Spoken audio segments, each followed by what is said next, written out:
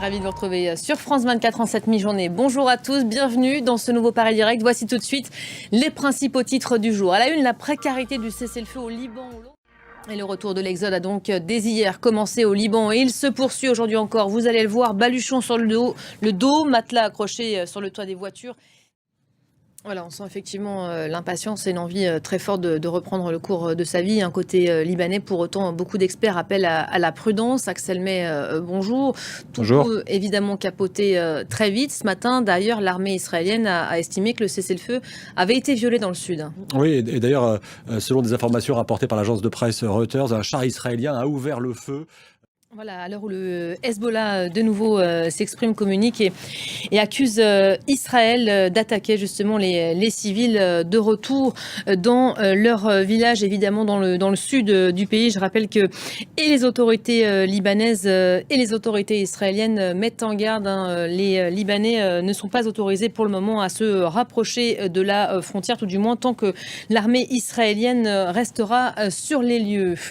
Un mot peut-être, on parlait du Parlement libanais, de cette session annoncée pour le 9 janvier prochain. La France applaudit pour son rôle de premier plan dans la résolution de cet accord de cessez-le-feu ces dernières heures. La France, en revanche, pointait du doigt pour sa dernière position vis-à-vis de Benyamin Netanyahou. Le Premier ministre israélien bénéficie d'une immunité contre le mandat d'arrêt de la Cour pénale internationale. Voilà ce qu'affirme Paris depuis hier. Une position qui suscite désormais de vives critiques au sein des ONG. Nicolas Chamotin. Et pendant ce temps-là, en Syrie, des combats ont éclaté dans le nord du pays, face à face entre les forces du régime et les djihadistes dans la région d'Alep. Le ministère de la Défense syrien indique avoir bloqué l'offensive.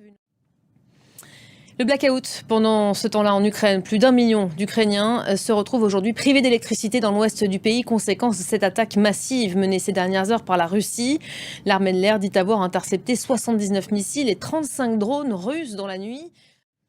Voilà, sachez que Vladimir Poutine a réagi ce matin. Il estime que cette attaque a lieu en réponse aux frappes de missiles américains ces derniers jours. Allez, on va se quitter sur des images festives. Le traditionnel marché de Noël le plus prestigieux, celui, vous avez reconnu le sapin, de Strasbourg.